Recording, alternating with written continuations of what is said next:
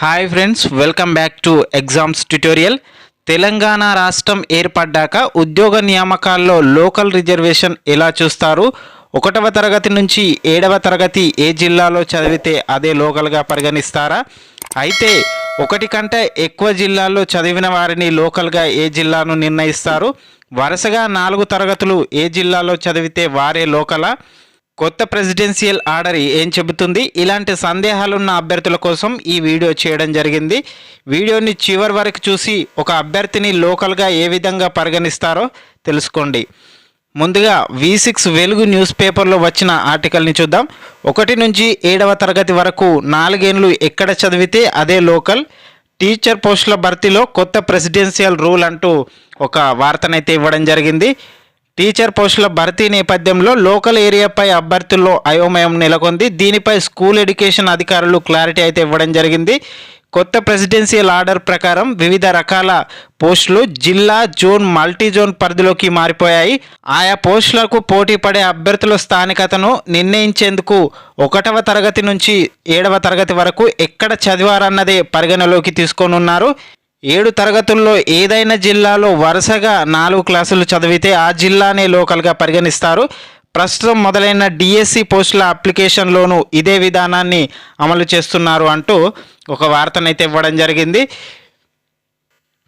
1 నుంచి 7వ తరగతి వరకు చదివిన అభ్యర్థులను ఏ విధంగా స్థానికతను నిర్ణయిస్తారో ఈ వీడియోలో పూర్తిగా తెలుసుకుందాం. రూల్ నెంబర్ 1 చూసుకున్నట్లయితే ఒక అభ్యర్థి 1, 2, 3, 4 తరగతులు వనపర్తి జిల్లాలో, 5, 6, 7 తరగతులు జగిత్యాల జిల్లాలో చేసినట్లయితే ఈయన యొక్క స్థానికతను వనపర్తి జిల్లాగా నిర్ణయించడం జరుగుతుంది. ఎందుకనగా వరుసగా 4 తరగతులు ఏ జిల్లాలో అయితే అభ్యర్థి చదవడం జరుగుతుందో ఆ జిల్లానే స్థానిక జిల్లాగా పరిగణించడం జరుగుతుంది రూల్ నెంబర్ 1 ప్రకారం. నెక్స్ట్ చూసుకున్నట్లయితే రూల్ నెంబర్ 2 చూసుకుందాం. ఆదిలాబాద్ జిల్లాలో 1, 2, 3 తరగతులు చదివిన అభ్యర్థి సూర్యాపేట జిల్లాలో 4, 5, 6 తరగతులు చదవడం జరిగింది. అలాగే పెద్దపల్లి జిల్లాలో 6, 7 తరగతులు చదివితే ఈయన యొక్క స్థానికతను చూసుకున్నట్లయితే ఆదిలాబాద్ జిల్లాగా స్థానికంగా గుర్తించడం జరుగుతుంది. ఎందుకనగా సూర్యాపేట జిల్లాలో 2 క్లాసులు, పెద్దపల్లి జిల్లాలో 2 క్లాసులు చదివాడు కాబట్టి ఆదిలాబాద్లో ఎక్కువ అంటే 3 క్లాసులు చదివాడు కాబట్టి ఈ 3 క్లాసులు చదివిన జిల్లానే స్థానిక జిల్లాగా నిర్ణయించడం జరుగుతుంది రూల్ నెంబర్ 2 ప్రకారం.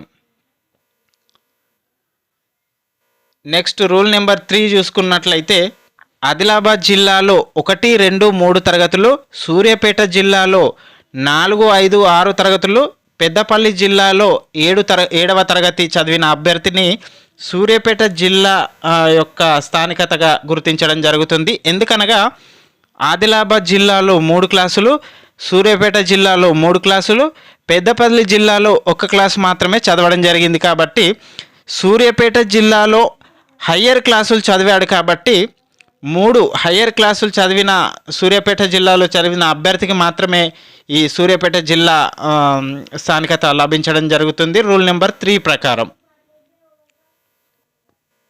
నెక్స్ట్ వచ్చేసి రూల్ నెంబర్ 4 చూసుకున్నట్లయితే రాజన్న సిరిసిల్ల జిల్లాలో 1, 2 తరగతులు, జగిత్యాల జిల్లాలో 3, 4 తరగతులు, వరంగల్ జిల్లాలో 5, 6 తరగతులు, ఖమ్మం జిల్లాలో 7వ తరగతి చదివిన అభ్యర్థిని వరంగల్ యొక్క స్థానికతగా గుర్తించడం జరుగుతుంది. ఎందుకనగా రాజన్న సిరిసిల్లాలో 2 క్లాసులు, జగిత్యాల జిల్లాలో 2 క్లాసులు, వరంగల్ జిల్లాలో 2 క్లాసులు, ఖమ్మంలో 1 క్లాస్ మాత్రమే అభ్యర్థి చదవడం జరిగింది.